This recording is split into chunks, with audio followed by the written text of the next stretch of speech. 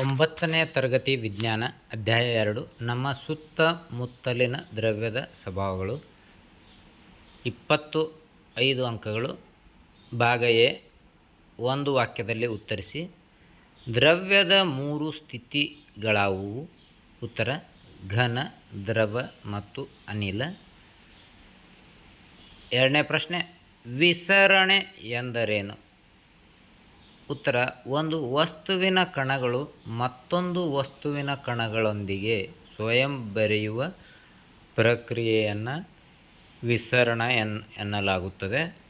ಉದಾಹರಣೆಗೆ ಇಲ್ಲಿ ನಾವು ಒಂದು ಬೀಕರಲ್ಲಿ ಪೊಟ್ಯಾಷಿಯಂ ಪರ್ಮಾಂಗನೇಟು ತಗೊಳ್ಳೋಣ. ಅದರಲ್ಲಿ ನೀರು ಹಾಕೋಣ. ಪೊಟ್ಯಾಷಿಯಂ ಪರ್ಮಾಂಗನೇಟ್ ನಿಧಾನವಾಗಿ ಅದು ಹರಡುತ್ತದೆ. ಒಂದು ಜಾಗದಿಂದ ನೀರಿನಲ್ಲಿ ಮತ್ತೊಂದು ಜಾಗಕ್ಕೆ ಅದರ ಪೊಟ್ಯಾಷಿಯಂ ಪರ್ಮಾಂಗನೇಟ್ ಬಣ್ಣ ಹರಡುತ್ತದೆ. ಇದು KMnO4 ಹರಳು ಅಂದ್ಕೊಳ್ಳೋಣ. KMnO4 ಈ ಒಂದು ಅಧಿಕ ಸಾಂದ್ರತೆಯಿಂದ ಕಡಿಮೆ ಸಾಂದ್ರತೆಗಳ ಕಡೆಗೆ ಕಣಗಳ ಚಲನೆಯನ್ನು ನಾವೇನಂತ ಕರಿತೀವಿ? ವಿಸರಣ ಅಂತ ಕರಿತೀವಿ. ಮುಂದಿನ 3ನೇ ಪ್ರಶ್ನೆ, ಘನದ ಕಣಗಳ ನಡುವಿನ ಆಕರ್ಷಣಾ ಬಲ ಹೇಗಿರುತ್ತದೆ? ಉತ್ತರ: ಅತ್ಯಂತ ಪ್ರಬಲವಾಗಿರುತ್ತದೆ. 4ನೇ ಪ್ರಶ್ನೆ, ಅನಿಲಗಳು ಪಾತ್ರೆಯನ್ನು ಸಂಪೂರ್ಣವಾಗಿ ಏಕೆ ತುಂಬುತ್ತವೆ? ಉತ್ತರ: ಅನಿಲದ ಕಣಗಳು ಮುಕ್ತವಾಗಿ ಚಲಿಸುವುದರಿಂದ.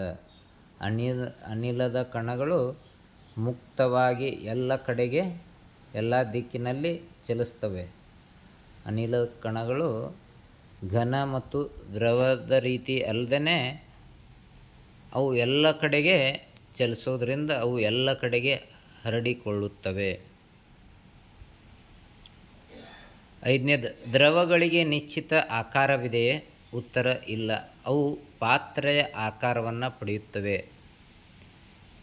6ನೇ ಪ್ರಶ್ನೆ, ದ್ರವ್ಯದ ಕಣಗಳ 2 ಲಕ್ಷಣಗಳನ್ನು ಬರೆಯಿರಿ.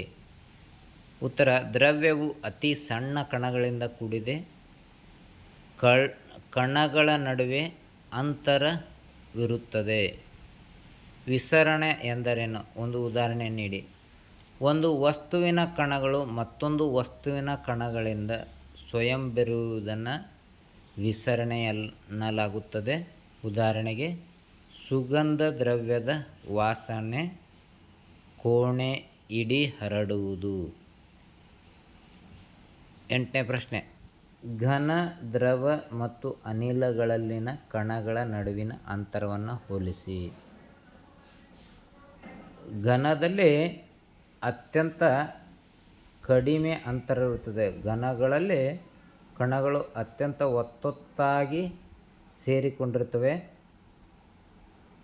ದ್ರವದಲ್ಲಿ ಮಧ್ಯಮ ರೀತಿ, ಅಷ್ಟೊಂದು ಒತ್ತಾಗಿಲ್ಲಾದರೂ ಕೂಡ ದ್ರವದಲ್ಲಿ ಮಧ್ಯಮ ರೀತಿಯಲ್ಲಿ ಸೇರಿಕೊಂಡಿರ್ತಾವೆ.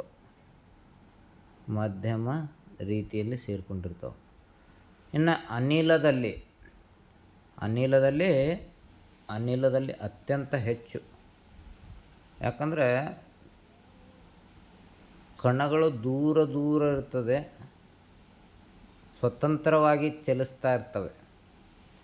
ಕಣಗಳ ನಡುವೆ ಅತಿ ದುರ್ಬಲವಾದ ಆಕರ್ಷಣೆ ಇರ್ತದೆ ಅನಿಲದಲ್ಲಿ. 9ನೇ ಪ್ರಶ್ನೆ, ನೀರಿನಲ್ಲಿ ಸಕ್ಕರೆ ಕರಗಿದಾಗ ನೀರಿನ ಮಟ್ಟದಲ್ಲಿ ಹೆಚ್ಚು ಬದಲಾವಣೆ ಆಗದಿರುವುದಕ್ಕೆ ಕಾರಣವೇನು? ಉತ್ತರ: ಸಕ್ಕರೆಯ ಕಣಗಳು ನೀರಿನ ಕಣಗಳ ನಡುವಿನ ಖಾಲಿ ಜಾಗವನ್ನು ತುಂಬುವುದರಿಂದ ನೀರಿನ ಮಟ್ಟದಲ್ಲಿ ಹೆಚ್ಚಿನ ಬದಲಾವಣೆ ಆಗುವುದಿಲ್ಲ. ನೀವು ಇಲ್ಲಿ ನೋಡ್ಬೋದು, ಪ್ರತಿ ಒಂದು ನೀರಿನ ಕಣದ ನಡುವೆ ಸಕ್ಕರೆಯ ಕಣ ಬಂದು ಕೂತ್ಕೊಳ್ಳೋದ್ರಿಂದ ಹೆಚ್ಚಿನ ಸ್ಥಳಾವಕಾಶ ಇಲ್ಲಿ ಅವಶ್ಯಕತೆ ಇರುವುದಿಲ್ಲ. ಭಾಗ ಸಿ, ವಿವರವಾಗಿ ಉತ್ತರಿಸಿ ದ್ರವ್ಯದ ಕಣಗಳ ಲಕ್ಷಣಗಳನ್ನು ವಿವರಿಸಿ. ಉತ್ತರ: ದ್ರವ್ಯವು ಅತಿ ಸಣ್ಣ ಕಣಗಳಿಂದ ಕೂಡಿದೆ. ಕಣಗಳ ನಡುವೆ ಖಾಲಿ ಜಾಗವಿರುತ್ತದೆ. ಕಣಗಳು ನಿರಂತರ ಚಲನೆಯಲ್ಲಿರುತ್ತದೆ. ಇದೊಂದು ದ್ರವ್ಯ ಅತಿ ಸಣ್ಣ ಕಣಗಳಿಂದ ಕೂಡಿದೆ. ಕಣಗಳ ನಡುವೆ ಏನಿದೆ? ಖಾಲಿ ಜಾಗ ಇದೆ. ಕಣಗಳು ನಿರಂತರವಾಗಿ ಚಲಿಸ್ತಾ ಇರ್ತವೆ, ಆ ಕಡೆ ಈ ಕಡೆ ಚಲಿಸ್ತಾ ಇರ್ತವೆ. ಕಣಗಳ ನಡುವೆ ಪರಸ್ಪರ ಆಕರ್ಷಣೆ ಇರ್ತದೆ. ಇದನ್ನು ಇದು ಸೆಳೀತಿರ್ತದೆ, ಇದನ್ನು ಇದು ಸೆಳೀತಾ ಇರ್ತದೆ. ಪ್ರತಿಯೊಂದು ಕಣ ಮತ್ತೊಂದು ಕಣವನ್ನು ಸೆಳೀತಾ ಇರ್ತದೆ.